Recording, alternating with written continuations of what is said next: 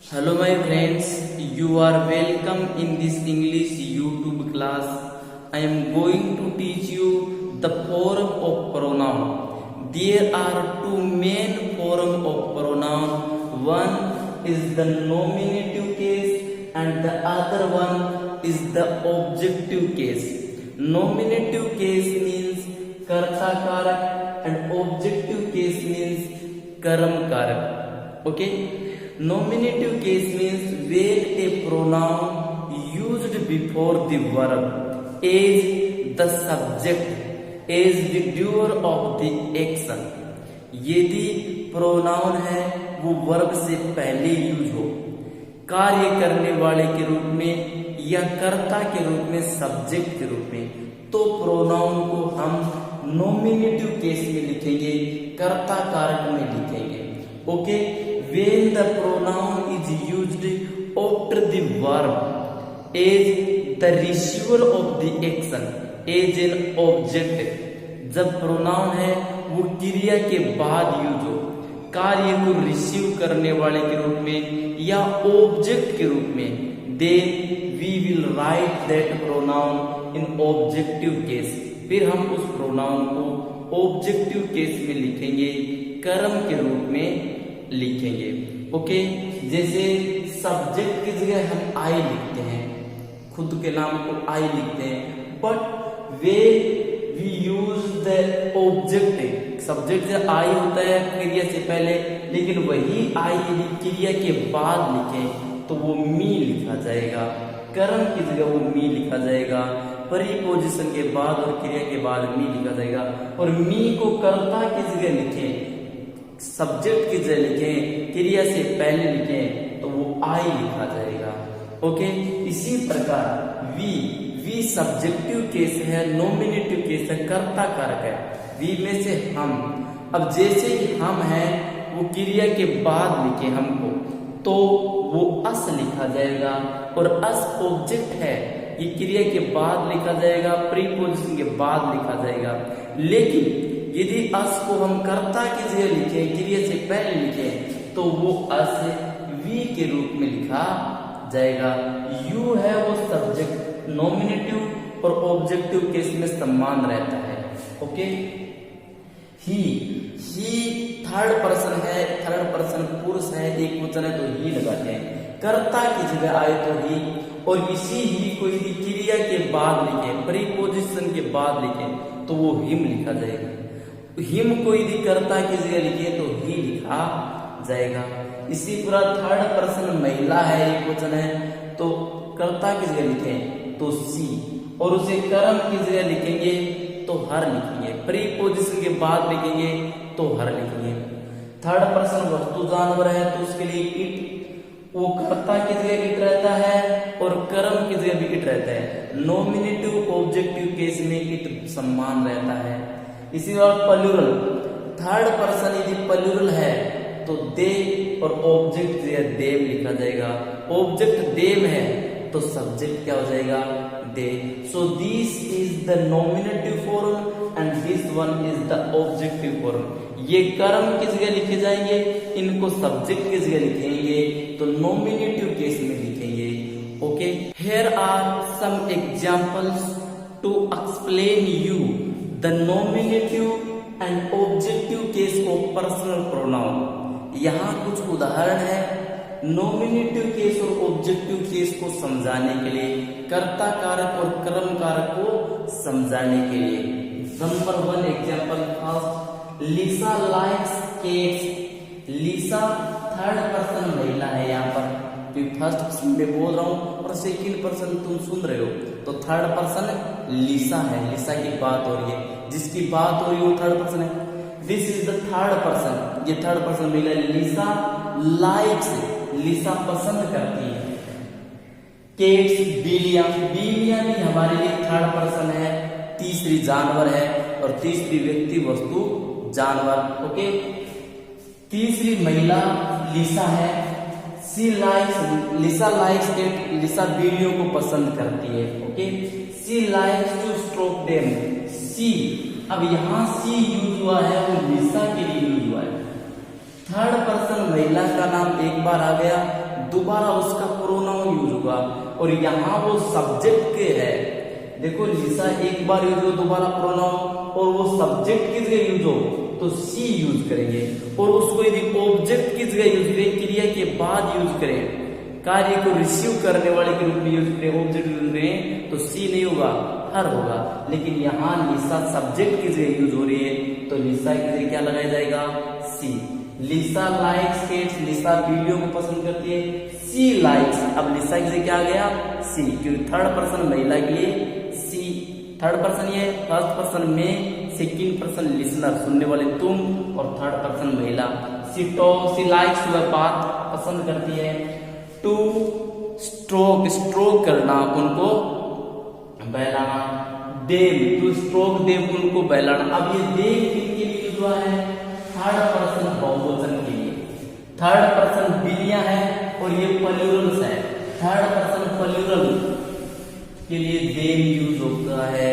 Third person plural एक बार आ गया, billion third person plural एक बार आ गई, दोबारा उनको कर्म की जगह लिखेंगे तो देम लिखा जाएगा।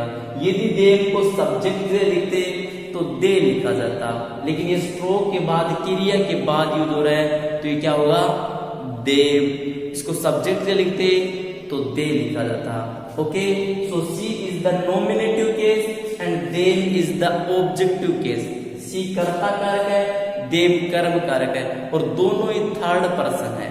Okay, next, I am doing my homework. Here I is used for first person, बोलने वाले के लिए यूज होता है, फर्स्ट पर्सन के लिए यूज होता है।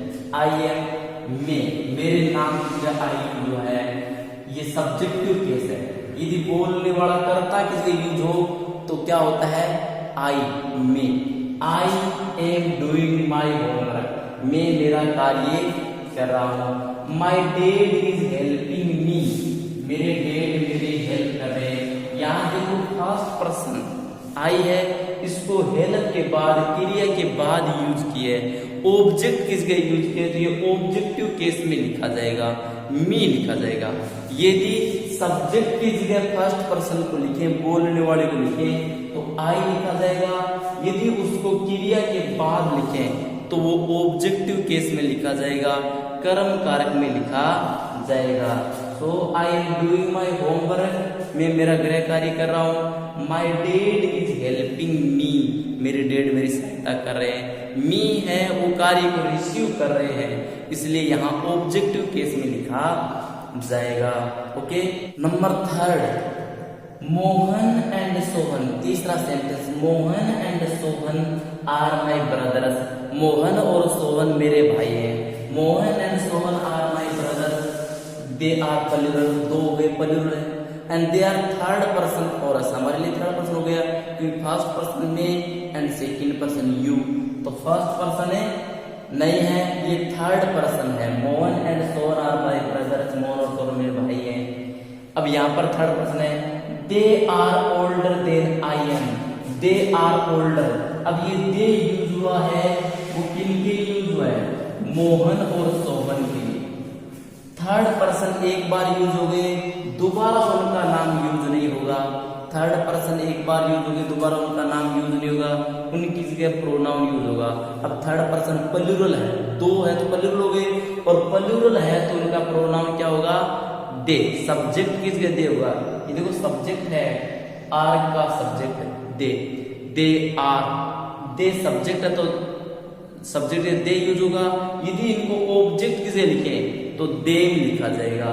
They are older than I am. अब यहाँ देखो उनकी तुलना मेरी से हुई है, तो मैं आई के रूप में लिखा जाएगा। Okay, so Mohan and Sohan का सब्जेक्टिव केस में दे लिखा जाएगा, ऑब्जेक्टिव केस में देम लिखा जाएगा। देन और एज के बाद में सब्जेक्टिव केस भी होता है और नॉमिनेटिव केस, सब्जेक्टिव केस और ऑब्जेक्टिव केस, कर्ता कारक और कर्म कारक दोनों लिखे जाते हैं, और ये मैं इसी वीडियो में बता रहा हूं आगे। Okay, David and I R playing football. David and I, David और मैं, डेविड और मैं डेविड थर्ड पर्सन है और वो उसको मेरे साथ शामिल किए हैं। डेविड और मैं आर प्लेइंग फुटबॉल, फुटबॉल खेल रहे हैं। यहाँ देखो आई सब्जेक्ट है इसलिए आई लिखा जाएगा। यदि इसको ऑब्जेक्ट भी लिखते तो मी लिख पता, ठीक है। डेविड और मैं फुटबॉल खेल रहे हैं। वी लाइक, अब यहाँ देखो वी किसके लिए यूज हुआ है? डेविड और आई के लिए। आई बोलने वाले प्लूरल हो गए, मैं और डेविड दो, दोबारा उनकी जगह क्या लिखा जाएगा? वी सब्जेक्ट में। इनको ऑब्जेक्ट की जगह लिखते तो अस लिखा जाता। Last sentence, Mukesh saw a man, Mukesh ने आदमी को देखा। Mukesh is the third person, तीसरे व्यक्ति की बात चल रही है। Because I am the first and listener is the second, सुनने वाले तुम सेकंड पर्सन हो। मुकेश सा, मुकेश ने देखा, मुकेश थर्ड पर्सन हमारे लिए। Mukesh saw a man, Mukesh ने आदमी को देखा, तो मुकेश भी थर्ड पर्सन और आदमी भी third person. Mukesh saw a man, Mukesh ने एक आदमी को देखा। He threw, उसने फेंकाया। A stone at him, उस पर एक पत्थर। अब यहाँ देखो किसने फेंकाया? ही है वो थर्ड पर्सन सिंगुलर के लिए यूज होता है, और थर्ड पर्सन सिंगुलर मुकेश भी थर्ड पर्सन है और ए मैन भी थर्ड पर्सन है। किन के लिए ही यूज होगा? This is the confusion. ये कंफ्यूजन में पत्थर किसने फेंकाया? मुकेश ने या आदमी ने? So we can use the noun again, हम दोबारा नाउन यूज कर सकते हैं। यदि मुकेश ने फेंकाया तो हम we can write here Mukesh again, दोबारा मुकेश लिख सकते हैं। और यदि आदमी ने फेंकाया तो हम लिख सकते हैं द मैन, आदमी ने।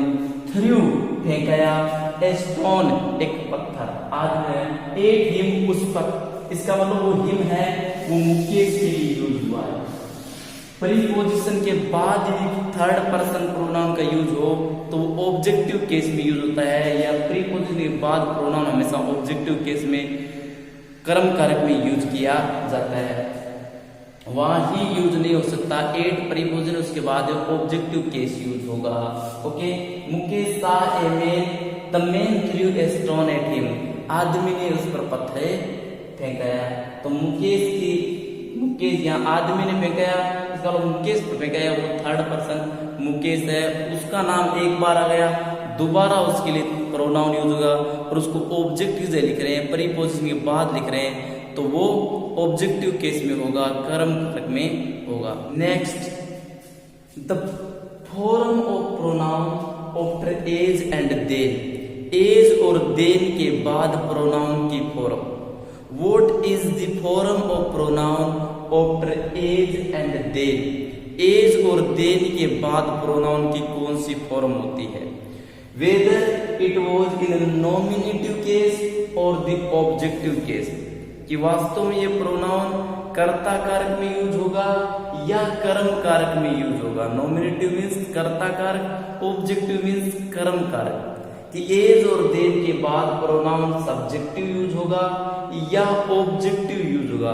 This is really a great confusion among the students, so I am going to solve this confusion in a very easy way. Okay, here are some examples to tell you, to teach you. He is as tall as I.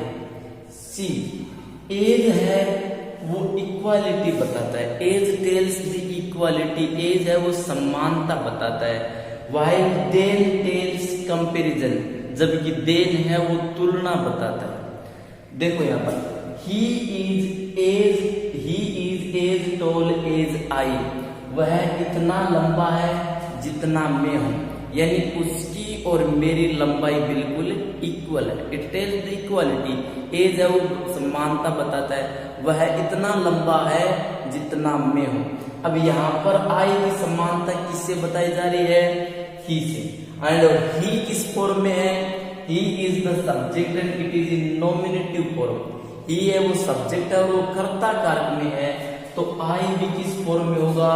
Subjective में होगा, कर्ता कारक में होगा, क्योंकि आई की comparison है, आई की जो इक्वालिटी, आई की समानता है वो ही से बताई जा रही है। ही सब्जेक्ट है तो आई भी सब्जेक्टिव होगा, नॉमिनेटिव केस होगा, सब्जेक्ट के रूप में यूज किया जाएगा। नेक्स्ट सेंटेंस, आई नो हिम मैं उसे जानता हूँ। एज मच एज हर, इतना अधिक जितना उसे जानता हूँ। अब यहाँ देखो आई नो, मैं जानता हूँ, हिम उसे, इतना जानता हूँ जितना उसे जानता हूँ। यहाँ पर देखो समानता दर्शाई जा रही है कि मैं है उसे और उसे दोनों को बराबर जानता हूँ। समानता दर्शाई जा रही है कि उसे और उसे बराबर जानता हूँ। तो हर की समानता किससे दर्शाई जा रही है? हिम से। हर की समानता हिम से दर्शाई जा रही है कि मैं उसे और उसे दोनों को बराबर जानता हूँ। अब यहाँ हर की समानता हिम से दर्शाई जा रही है। हिम किस फॉर्म में है? ऑब्जेक्टिव फॉर्म में है, कर्म कारक में है। तो हर भी कर्म कारक में यूज किया जाएगा। सो एज के बाद नॉमिनेटिव केस भी यूज होता है प्रोनाउन का, और एज के बाद ऑब्जेक्टिव केस भी यूज किया जाता है। देखो इसको बोले, इसे बोल सकते हैं he is as tall as I am. I am भी बोला जा सकता है।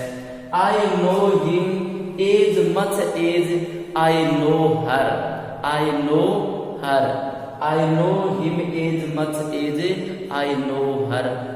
उसे और उसे दोनों को मैं समान रूप से जानता हूं। एज है वो समानता बताता है। Next, he is better than they. यहां देखो देन यूज हुआ है। Then tells the comparison. Then है वो तुलना बताता है। देखो ध्यान से, he is better than they, वह बढ़िया है। वह ही में से वह बेटर में से बढ़िया है। दे किसकी तुलना? इनकी तुलना। दे, अभी इनकी तुलना किससे हुई है? ही से। दे की तुलना किससे हुई है? ही से हुई है। वह दे से बढ़िया है। अब देखो दे की तुलना ही से हुई है, कर्ता से हुई है।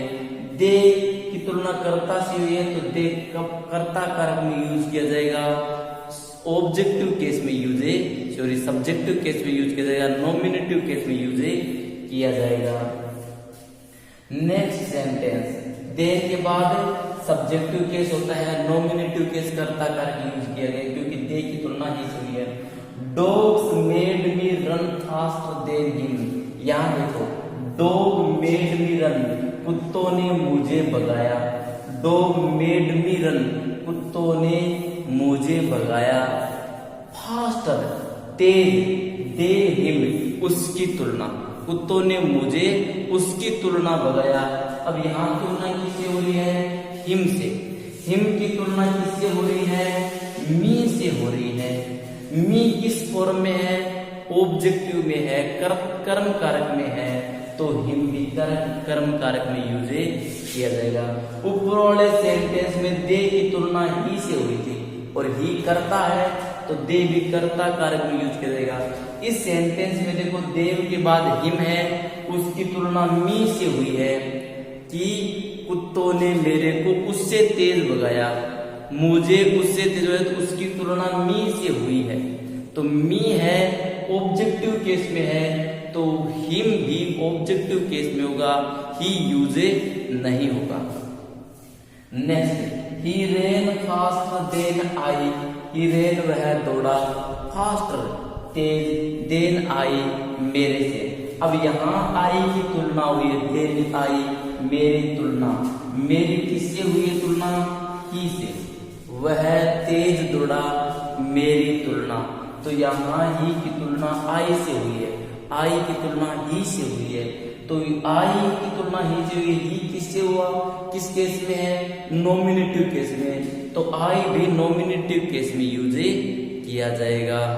Next, if a sentence is in this structure, यदि सेंटेंस इस स्ट्रक्चर में हो, इस संरचना में हो। देखो इट आए, उसके बाद बी वर्ब आए। बी का मतलब इज, आर, एम या वोज वर्ब, मेन वर्ब के रूप में। Is, are, am, was verb helping verb नहीं, मेन वर्ब के रूप में आए। इज, आर, एम या वोज वर्ब। तो इट के बाद तो या तो इज आएगा और या फिर वोज, क्योंकि इट सिंगुलर है ताकि वर्ब सिंगुलर होती है। इट इज या इट वोज आए। उसके बाद प्रोनाउन यूज हो तो वो नॉमिनेटिव केस में यूज होंगे, कर्ता कारक में यूज होंगे। और ये स्ट्रक्चर है वो जोर देने के लिए बोला जाता है, फोकस करने के लिए बोला जाता है। जैसे for example, it is I, ये मैं हूं।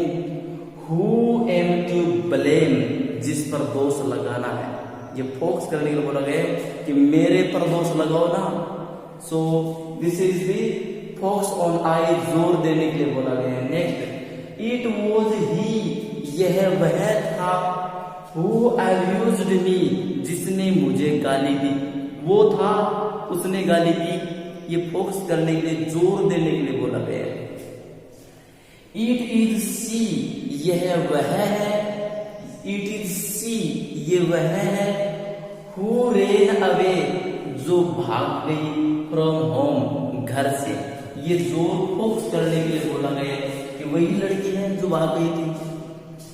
इट इज दे, यह वे है।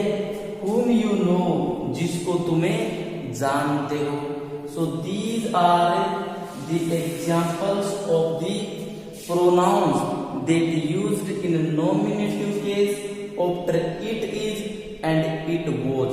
it is और it was के बाद pronoun nominative case यूज होते हैं, उनका ये उदाहरण है। तो thank you my friends, if you really like my video, please subscribe my channel so that you can get my future video updates. Thank you so much.